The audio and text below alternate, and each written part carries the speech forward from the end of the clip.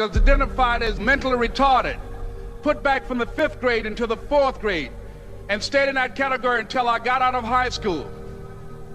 I don't have any college training, but I met a high school teacher who one day changed my life. I was waiting on another student, and when he came in, he said to me, "Young man, go to the board and write what I'm about to tell you." And I said, I can't do that, sir. He said, "Why not?" I said, "I'm not one of your students."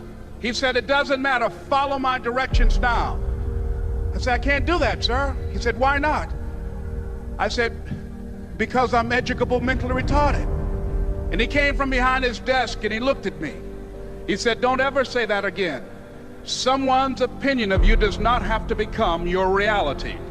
And as he talked, my heart began to beat fast. Tears began to run down my eyes, and I was in the back just listening to him, because the speech he was giving, that speech was for me.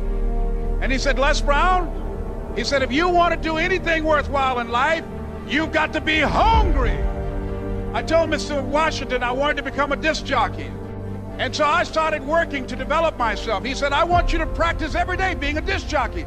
I said, "But I don't have any job now." He said, "It doesn't matter."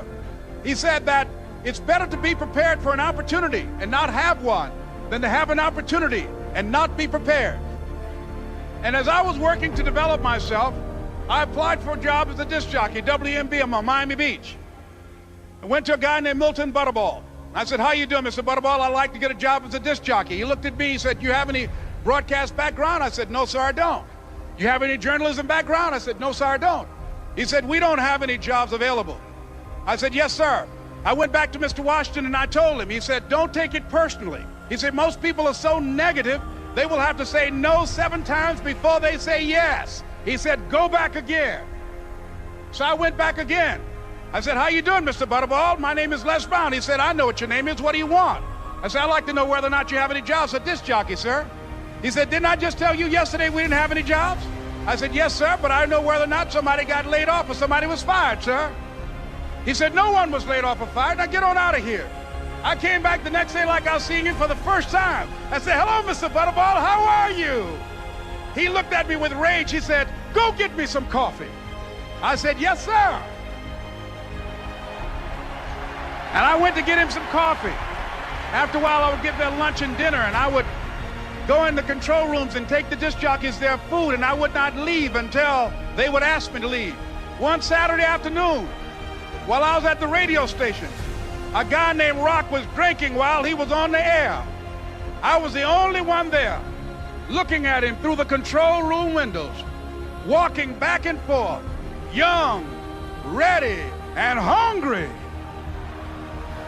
Pretty soon the phone rang, and it was the general manager.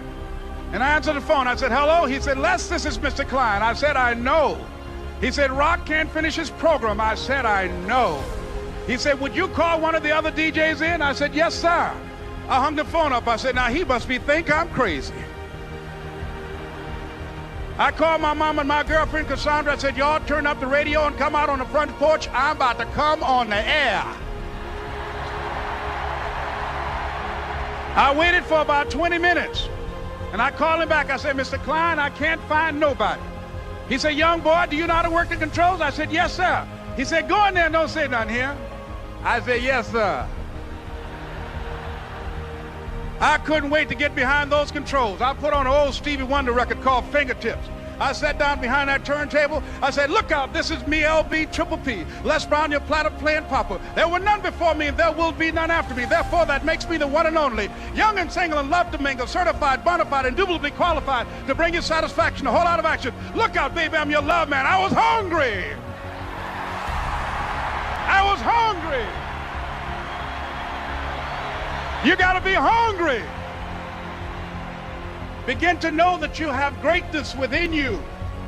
And if just one of you here begin to envision yourselves as being blessed and highly favored to reach your goals, if just one of you capture the essence of what that means, that you have greatness within you and a responsibility to manifest that greatness, that you can make your parents proud, you can make your school proud, you can touch millions of people's lives And the world will never be the same again because you came this way.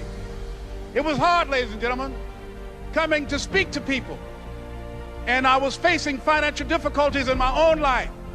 I was behind on my bills and my dreams, and I'm saying to them, you can live your dream. It was hard, ladies and gentlemen. It was very difficult to pick myself up each day believing that I could do it. There were times that I doubted myself. I used to ask myself, can I do this? And something said within me, you're the one. Don't give up on your dream. By continuing to push forward, by continuing to run toward my dream, that one day I would have my own talk show. It's a long shot, ladies and gentlemen, from Liberty City, an abandoned building on a floor, never knowing my mother or father. It's a long shot.